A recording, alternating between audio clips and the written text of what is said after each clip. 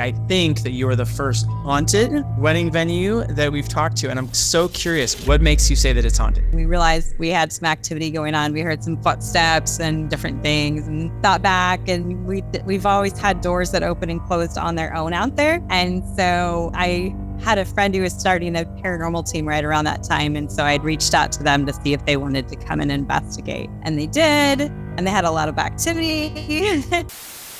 Rebecca Williamson, welcome to the Venue RX podcast. I am so excited to chat with you about, I think this is probably the first venue of its kind on this show, right? Thank you so much for coming on the show. Yeah, thanks for having me. I do have kind of a unique wedding venue. Well, I can say with absolute certainty, I think that you are the first haunted wedding venue that we've talked to. And I'm so curious, what makes you say that it's haunted? Because I have ghosts there. Awesome. Okay. We're going to have to dive into this. For anyone who's listening or watching, we're talking about the Cambre House. Is that how you say Cambre House? Yes. Cambre House. Mm-hmm. Awesome. And how long have you owned the venue? I bought the venue in 2016 from my grandparents. So my grandparents actually bought it in 1979. So it's been in my family for quite a while, but I took over ownership in 2016. So at the time that you bought it, did you realize it was haunted, or was this kind of a newer realization? No, I did not realize it was haunted. I should have, because, I'd spent a lot of time out there as a kid and stuff, but it wasn't until I actually spent the night there that we realized we had some activity going on. We heard some footsteps and different things, and thought back, and we've always had doors that open and closed on their own out there. And so I had a friend who was starting a paranormal team right around that time. And so I'd reached out to them to see if they wanted to come and investigate. And they did, and they had a lot of activity. And so then the original concept was to open it as a wedding venue, because when my grandparents owned it, they had weddings out there. My cousins had gotten married out there. And so I thought, well, natural progression is, so if we had a few weddings here, we can have a few more. So original thought was wedding venue, but then, when I've got ghosts going on, then I'm like, well, let's try a ghost tour and see how that goes. And so, the ghost tours have been wildly successful. So my venue is available to rent for weddings and paranormal investigations. So very interesting. Very interesting. How does that make you feel?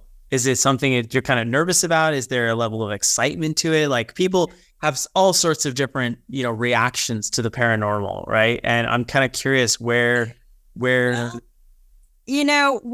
we started, I had a lot of people that told me that being haunted and hosting the paranormal investigations would scare away brides. And so for like the first 2 years, I ran them almost as two entirely separate businesses. Here's the ghosts and here's the weddings, and never the two shall mix. I kind of, downplayed the ghost stuff when I was talking to the brides, and downplayed the wedding stuff when I was talking to the ghost people. But I actually worked with like a business coach, and she sat me down and she says, anytime you're running your business down to someone, you're running your business down to someone. If you downplay it, you're downplaying your business. And so I rebranded everything to Haunted Wedding Venue. That's what all my stuff says now. I'm a Cambre House and Farm Haunted Wedding Venue. And I found that once I did that, it really helped. Like when I'm at the bridal expos, they walk by and they're like, what is a haunted wedding venue? Like, they'll stop in their tracks. Even if they aren't really like interested in my outdoor wedding venue, they're going to stop and they're going to talk to me to find out more, because what is a haunted wedding venue? And then like when I'm at the ghost expos, because I go to some paranormal expos too. Again, same thing. Like, they stop in their tracks. What's the haunted wedding venue? That's so cool. So I love that you decided just to kind of own it instead of like going down. And I think that was some great advice by that business coach. Cause yeah, you know, it's totally true. Yeah, it is. And then too, it's like, it takes a while to get the wedding venue stuff rolling, you know, because weddings are planned out so far in advance that you really have to get in. As a venue owner, you have to get in front of those brides before they even get engaged. It's like you're constantly chasing that ball, you know. So, you know, when I first opened the venue, I went to my first wedding expo and thought I was going to get all these bookings, and it's not really how it works in the wedding venue business, you know. When you go to those expos, they've already booked their venue, so you're kind of like marketing to their bridesmaids and stuff like that. So, you know, that was really rough. And so like the first year I had my wedding venue, I didn't have a single wedding. Yeah, because I am out in the middle of nowhere. No one drives by my place unless they're actually looking for my place. Like, I'm not one that people are just going to find on their own. I have to reach out. They have to find me by me advertising and sharing my space. Got it. So that makes sense. And I'm curious later on. I'm curious about like what you're doing as far as marketing. I know you've mentioned bridal expos, but just kind of what your marketing mix looks like. But I'm curious, before we get into that and just more about the venue, I'm curious about you. Like, how did you get into the wedding and event space? Like, why did you decide to go down that path? What was your professional background before? I have kind of a weird path to this. So I was a mail carrier. I worked for the post office for over 20 years. So I don't really have any background per se in the wedding space other than getting married. In 2015, my grandmother died, who owned the venue. And this was like a summer home for her. And so we spent a lot of time out there as kids, and even as adult, I took my own kids out there just for like weekends and family vacations. Spent a lot of time out there as a family. And then after she passed away, my husband actually passed away 2 weeks later. And then in the process of going through all that grief and stuff, they decided they were selling the farm. And I'm not going to say this was a well thought out decision because there was not a lot of thought process behind it other than I love that place and I didn't want to see it go. And so I bought it and then said, what on earth am I going to do now with this farm? You know, it's 30 acres. It's a 3-bedroom home that was built in the 1860s. It's really more of a museum than a house.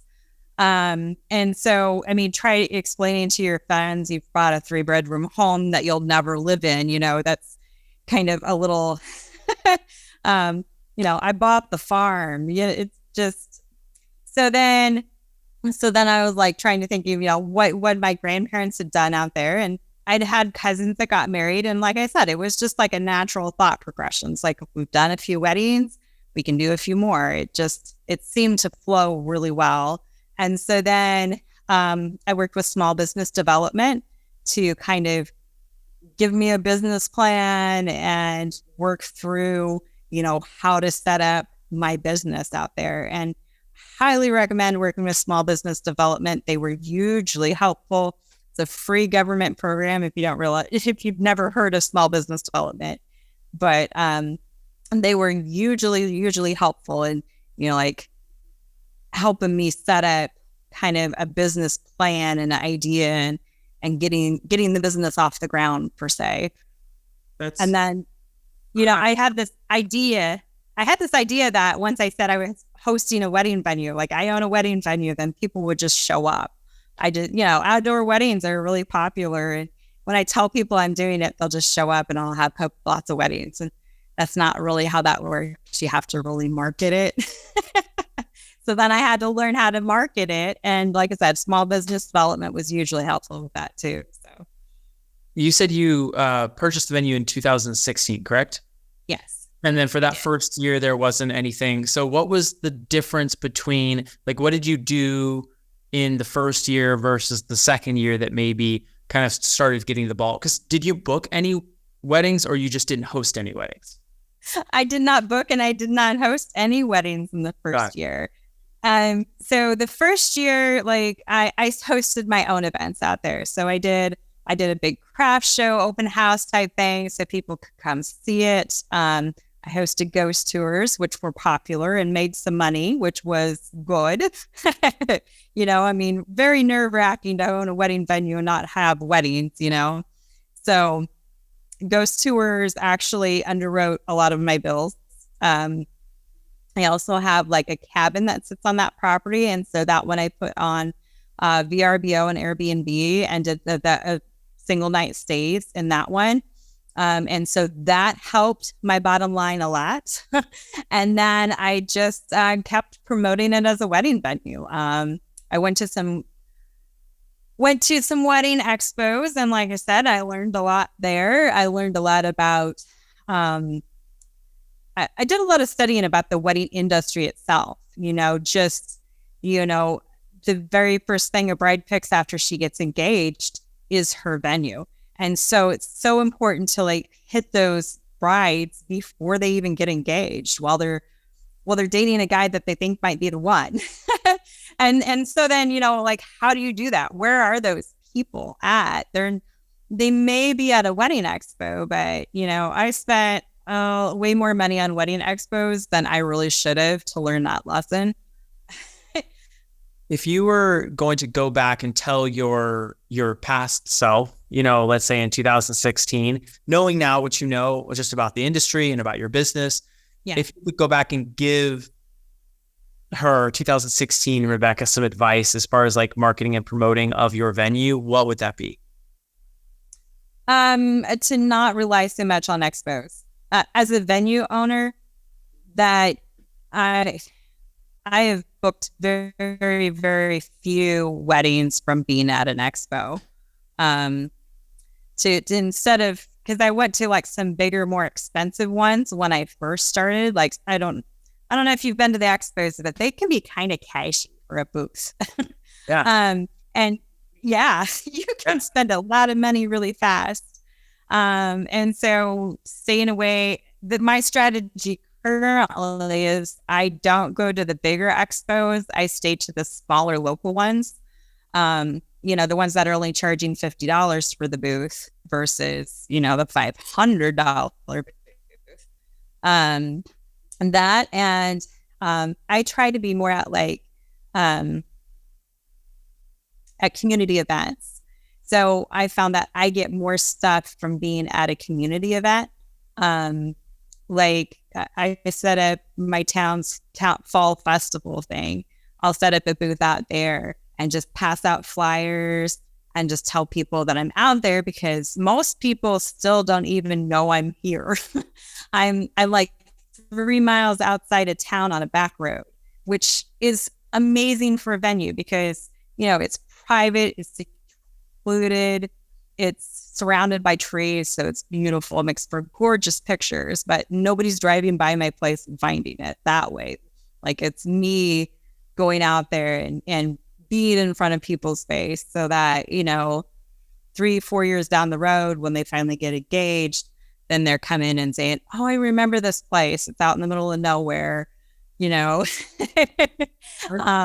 I'm curious for anyone who, and I have your website pulled up, so I'm looking at it, but we have a lot of our listeners who are just on podcasts. So could you describe it? And I mean, we're going to put links. So if you're watching on YouTube, you'll be able to get the links, but for anyone who is just listening on the podcast side of things, could you just describe like what it's like being at the venue? Sure. So, like the drive out there is almost part of the experience because you're on these windy gravel back roads for about 3 miles, and then you go down this really long gravel lane, and my house sits at the very end of that curvy lane. So you don't even really see the house until you go around the corner. And then it opens up into this large lawn with my little red house that sits in the middle of it. And then there's another larger lawn behind the house. So it works amazing for weddings because I have basically 2 separate areas. So there's the house sits in the center, and behind the house It's on the top of a bluff surrounded by trees, and it makes for a really gorgeous ceremony location. And then in front of the house, I've got like a patio, large cement patio there with electrical that they can put the DJ on and do dancing and have their big reception in front of the house.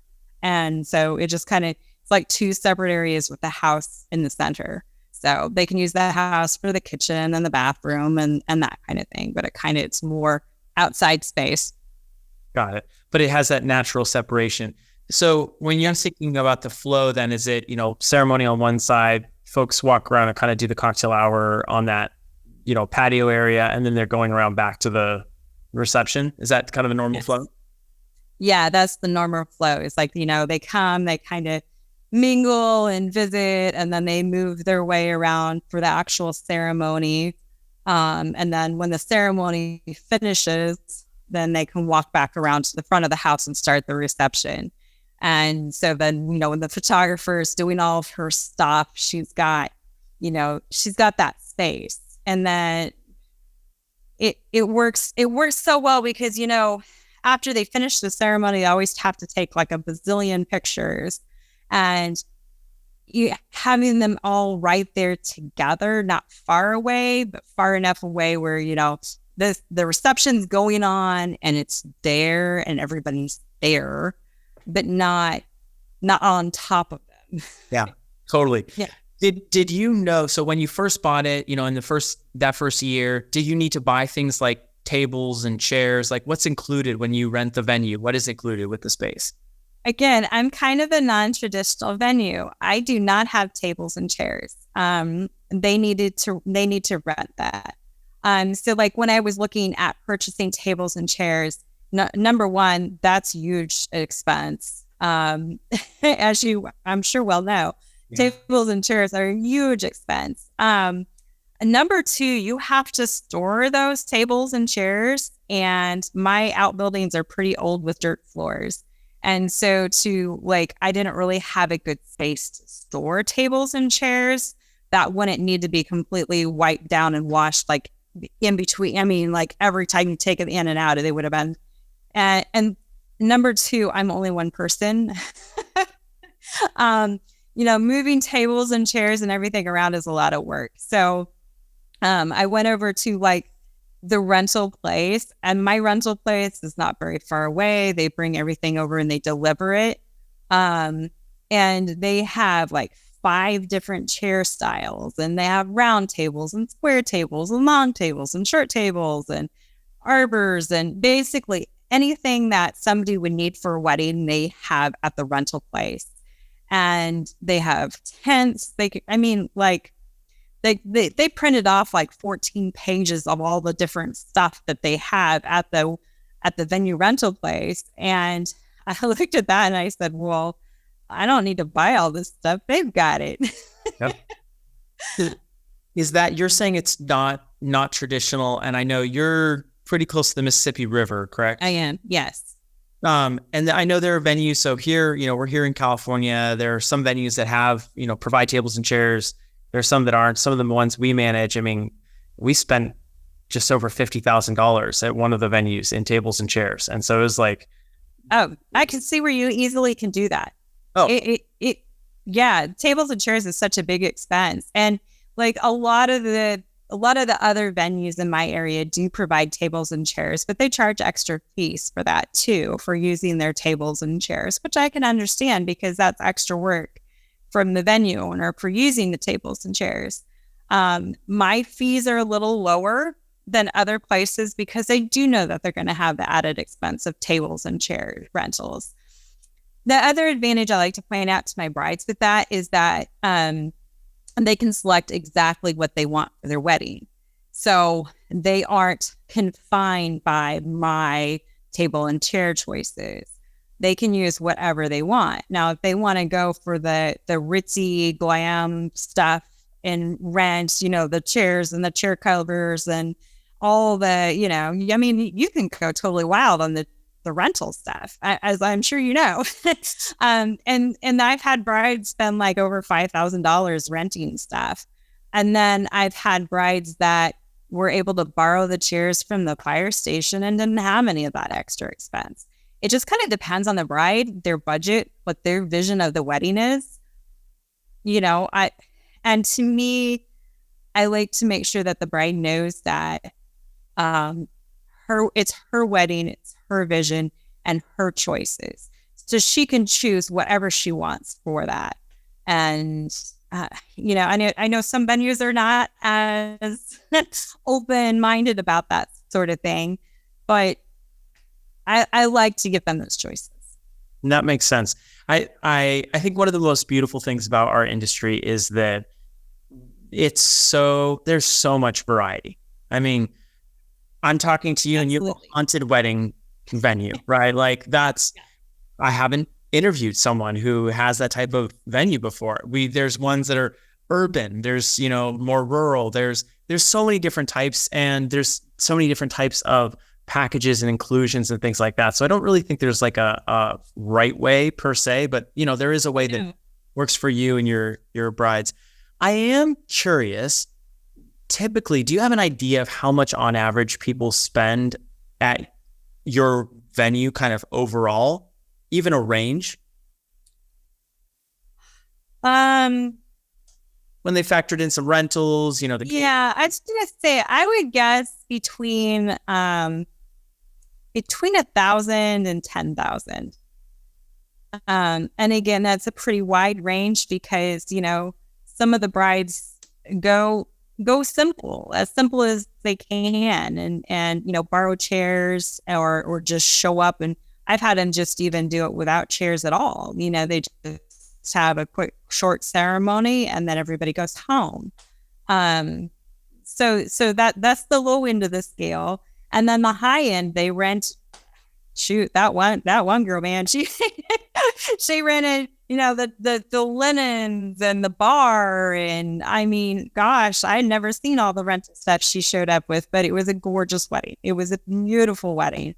But I kind of like being able to, give that bride those choices, making it so that if they want to keep it affordable, they can.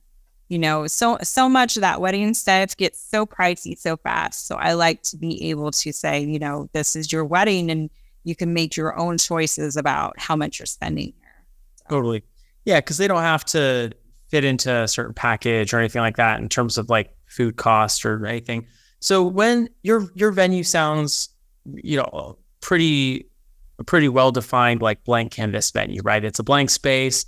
You get to come in and make the venue your own.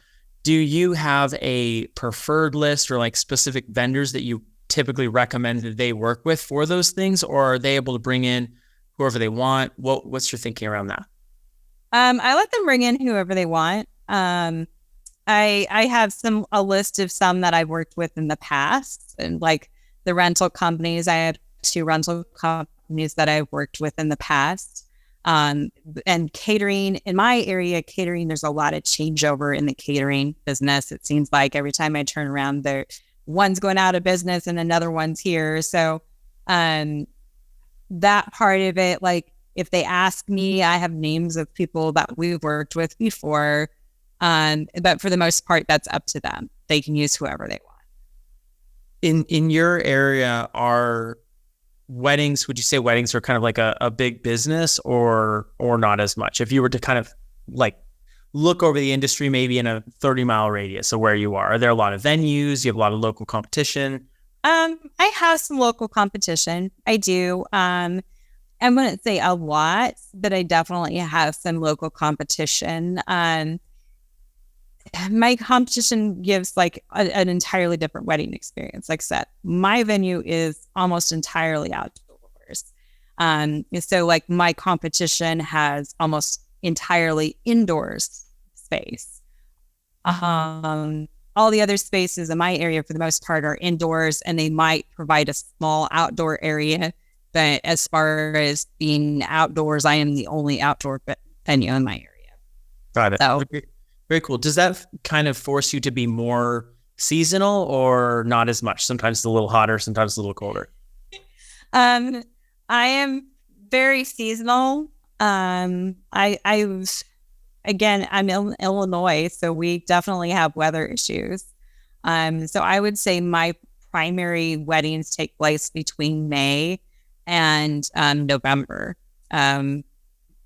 Earlier than May, we're dealing with some spring rains and stuff like that. I've had a few weddings in April. I've had some gorgeous weddings in April.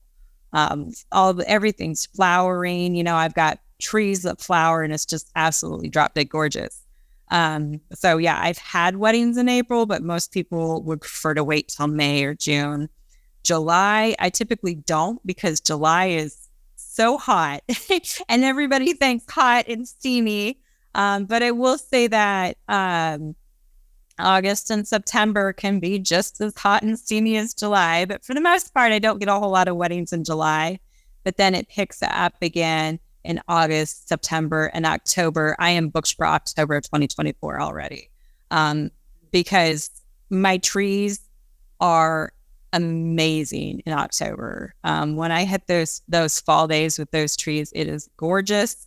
And then with being haunted, of course, everybody wants to do those October ghost hunts and weddings. And, you know, my niche audience there really likes the October weddings. So that's kind of a big thing. That makes total sense. My birthday's in October, actually a couple days away from Halloween. And so, yeah, I can imagine the interest and the excitement kind of around that time. I'm curious, per year, so given the seasonality and things like that, about how many weddings are you doing currently? And then is that kind of right where you want to be? Are you looking to book more, reduce it a little bit because it's just you? Like, where are you at in that? I'm doing around 7 weddings a year. I could probably do a few more, but I think I'm pretty comfortable with that. My ghost stuff fills in my off season. So when I'm not rented for weddings, typically I'm rented for a paranormal overnight. And that is just like a paranormal team that books my place to spend the night and try to find a ghost. So, and this is completely not related to venues and weddings. So, you know, hopefully my audience doesn't mind, but I'm curious about that. Like what is a paranormal, like when someone comes there for that side of the experience, what are they looking to do? You said it's an overnight. They're hoping to find a ghost. I mean, what is that experience like? What are they looking for? Well, what they do is they bring in a whole bunch of like scientific equipment for the most part, K2s, the REM pods, and I mean, there's a bazillion types of equipment, and they'll bring all this equipment in and they'll set it up with cameras, and they'll sit there all night and hope that something happens. And, you know, I can't guarantee any activity. It usually happens for them and they get all excited. But typically it's just, I open the door and hope something happens for them. And I think ghost hunting, the ghost paranormal field is like super easy because they are always amazed that I have electricity and running water and heat. They are just like blown away that I actually have like a real building. Because I mean, these people are used to doing like abandoned hospitals, abandoned prisons, like Waverly Hills in Louisville, Kentucky is a big one. And that one is an abandoned tuberculosis asylum that only has electricity on the very first floor and no heat in 90% of the building. They have like one room with heat and air conditioning, but they're renting out a big building that's essentially abandoned. So when they come to my place, which is nice, and I've got running water and electricity and heat, they're all excited and they're like, oh gosh, this is so nice. So yeah, it's just basically opening the doors and letting them in and hoping that something happens for them. Very cool. And then they're, you know, capturing that on camera or it's experience or whatever. This is just so fascinating. What do people typically pay to rent a house, like for a night for something like this? I charge $250 a night for that. Which I'm kind of actually on the lower end of that scale. Some of the bigger, more well-known locations charge over $1,000 a night. So just kind of depends on that location, the size of the location, and how well known they are. So, and can you charge more if you're more likely to have a paranormal sighting or something like that? Like how do you increase the amount that you're able to charge? By becoming more well known. So the more teams that you have come there, and the more videos you get on YouTube, the more excitement builds, the more you can charge. And it kind of takes a while. It's not like I said, I tell people my wedding venue is haunted, and they're like, well, why? Why is it haunted? And I don't have axe murders or anything like that. That's not my place is a happy home that they just chose not to leave in the afterlife. So it's kind of a little bit different. I'm not too far from Villisca, which is the axe murder house. Villisca charges quite a bit more. I think they're right at, they're around between $500 and $1,000 a night, and they don't have electricity. Oh, wow. And that's maybe because there's a kind of a heightened sense of, fear or totally. Yeah. That makes a lot of sense. Yeah. Very cool. You're mentioning teams. Are these typically, couple people, 6, 7 people? Like, do you have a range of how many people are on these teams? It just kind of depends on the group. So each group, they come together and they form a team, is what they call themselves. And then it just kind of depends. I say up to 10 people because that's the size. I've got a little 3-bedroom house. So more than 10 people, I don't think they get as good of an experience. So that's typically what I say. But if they have a few more, that's not. I'll charge a little bit extra for more people just because, like I said, I want them to have a good experience. So I try to keep them at 10. That makes sense. So this house that you're talking about, the red house that is in all the different pictures, that is different than the cabin, correct? That you were saying you originally were Airbnb-ing? Yes. Yeah, it's on the same piece of property, but the cabin, like I said, I've got 30 acres out there. So the cabin sits at the bottom of the bluff on the Mississippi River.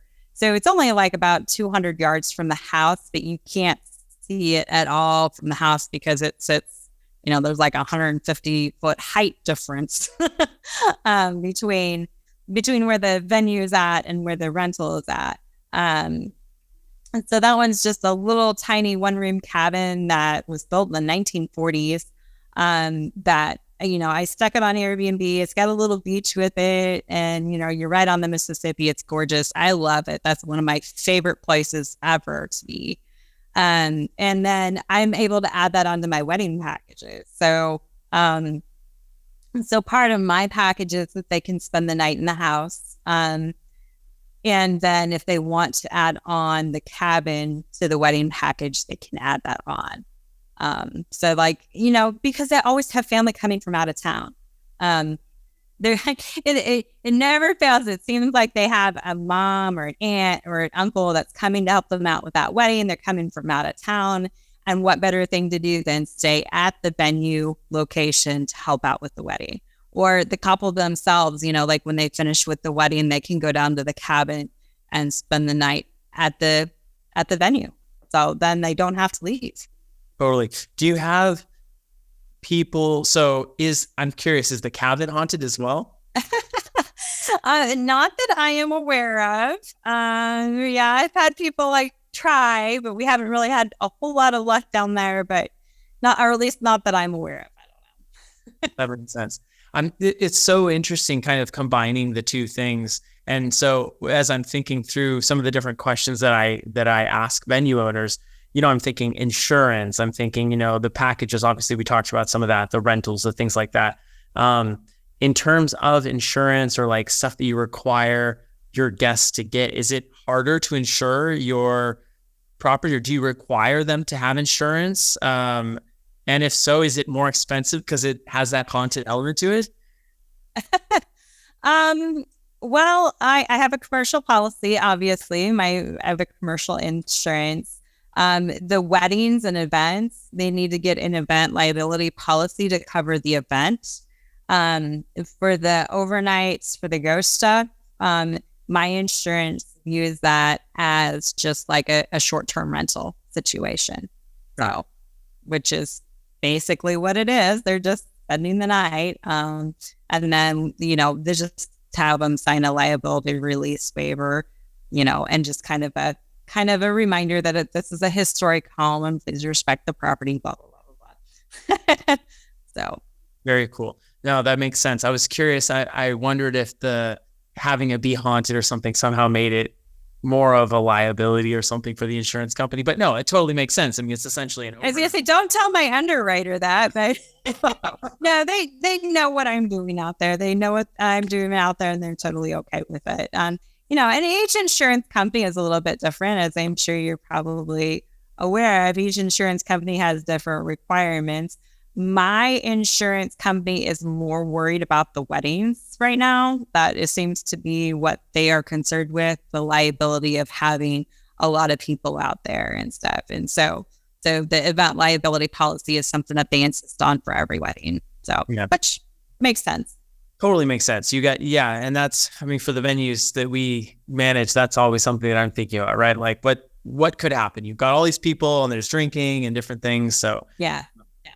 In terms of the stuff, so food, we kind of talked about a little bit, but in terms of bar, is that usually something that's covered by the catering company, or do people just kind of bring in the alcohol that they want to have? What are policies around that? Again, I leave that up to the wedding couple. Most wedding couples, it's BYOB. They either bring or supply their own. I've had a few that have hired bartenders, and when they hire the catering, sometimes they'll hire the bartending service through that. I have big cattle trucks, and so they'll just fill those up with ice and throw the beer in there or sodas. And typically that's how they do it. Again, I make sure that, they know that I do not provide alcohol. That's not something that I offer. And that part is totally up to them and how they choose to do it, which actually some of them really like that, because I've had a few alcohol-free weddings that appreciate knowing that there's no alcohol in the property. So that's huge. That's awesome. Rebecca, this has been really cool. This is, like I said, the first time that I've ever talked to someone who has kind of that haunted side of the venue. A lot of times there are multi-purpose venues, but nothing like this. So this has been really, really cool to hear about this. And I'm excited for people to check you out. I'm curious, do you have links to videos or movies or anything that are already on YouTube that we could put in the link below so people could check it out? Oh, for sure. In fact, on the ghost part of my website tab, I have two videos, YouTube videos linked on there, so that people looking to rent my location for can watch some videos of other teams looking for ghosts at my place. So I had so many people when I started doing both that told me I couldn't do it, and honestly, the ghost side picks up with the wedding side is only seasonal. So then when I flip seasons, then the ghost stuff kind of takes over. And so having both sides of the business makes it so much more viable and profitable. A question that I realized I didn't ask. Do you live at the property as well? No, I don't. I live, actually, when I bought it, I lived 45 minutes away from the property. So I've moved closer. I'm now only 10 minutes away from the property, which is kind of nice. But yeah, I don't live on the property. Got it. Yeah, anytime you're living far away from the venue you manage or that you own or you work at, figuring out how you do the coverage and handle kind of when people are there. Is this something where anytime there is a rental, you're there on property, or do you have team, or just do you let them use the space? I just let them use the space. So the package I try to steer them towards is from Friday evening till Sunday at noon. I want them to have that whole weekend package, because honestly, if I only give them Saturday for their wedding, they want to be there Friday for rehearsal. And, it's just well, then I have to go out there again, and I have to go out there again. And And I prefer to just, hand over the keys, tell them, this is your time and your space. And then by giving them till Sunday at noon, that gives them plenty of time to clean the venue, because cleaning is on them as well. I charge extra if I have to clean. I clean obviously in between each thing, but I want them to pick up all the trash and the garbage and return it as best they can. So because that, whatever, yeah. Yeah, then that saves me time too. So yeah, I do that Friday through Sunday, and then they can have rehearsal, they can set up, they can clean up, and they're not rushed. I don't like them to be rushed coming in and out, because, I have a historic property, and I find when people rush is when things get broken, or damaged. So if I give them plenty of time, give them more relaxed experience, my couples really appreciate that. They appreciate being able to come out there and have this whole wedding experience weekend. And it's a 3-bedroom house. So they can spend the night in there too. And then they'll have the whole wedding party. All the bridesmaids will spend the night in the house or something like that, and just have this amazing weekend with all of their family and friends to celebrate their wedding. That's so awesome. Well, Rebecca, thank you for coming on the show today, just sharing the Cambre House and Farm with us, and kind of your journey through venue ownership. It's been super neat, and we'll have links to your website and even to some of the YouTube videos there for everyone if they want to check it out and they're kind of more curious about this paranormal side of it as well. But thank you. I appreciate you coming on the show and sharing. Yeah, no, thanks for having me. I appreciate you reaching out. It's always, I do a lot of podcasts talking about the ghost side, so it's kind of fun to be able to talk about the venue side of things. Last question before we go, and really it's a 2-part question, but it's something we ask everyone at the end of the show. What's your favorite part and what's your least favorite part? And let's start with the least favorite part. Oh, about owning the venue. Then the least favorite part is when I get people who are super picky, that are just nitpicking every detail, and they want to know, well, am I going to mow? Am I going to mow before they go? Yes, I'm going to mow. And then, or they show up and they're like, the barn is not clean. It's a barn. Okay. Just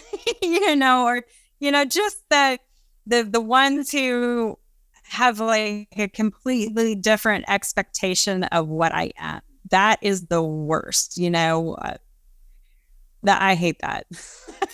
that part's so terrible. It's some people you will never be enough for. And those are the ones I hate that. Nice. And then, and I can only imagine, if you have a rustic property, it's a barn, like you said. What about your favorite part?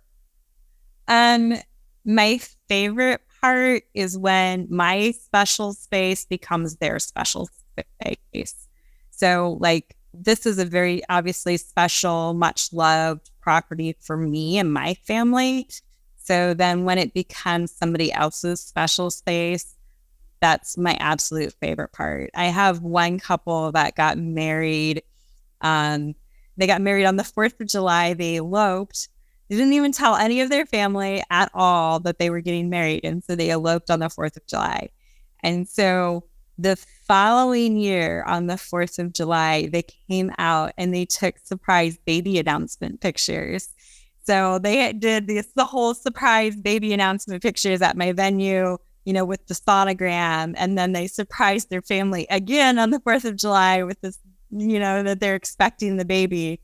And then they were due around the 4th, it was just, I don't know, they were able to do the 1 year, or, able to bring out the baby for the newborn shots and at my farm. And it's so cool when, when I hear the brides talk to me and tell me how much they love my place and how much they love spending time out there. That makes sense. And it is so neat. I think that's something that I hear in common across this industry. It's you get to share something that is special to you, and it becomes part of the history and the, part of their family and part of their experiences that they cherish. So that's awesome. Well, Rebecca, I appreciate you coming on the show today. Thank you so much. Cambre House and Farm. We'll have links for everyone. You guys are on Instagram as well? Yep. I'm on Instagram and TikTok too. Perfect. All right. What's the best place to reach out to you if someone wants to reach out and ask questions about either the wedding side or the haunted side? Anywhere really. I'm Cambre House pretty much everywhere. So, I again, it's just me. So I manage all the socials. So any of those socials that you reach out to me on, I will be there. Cool. Awesome. Well, thanks so much for coming on the show today. I appreciate it. Yes. Thank you.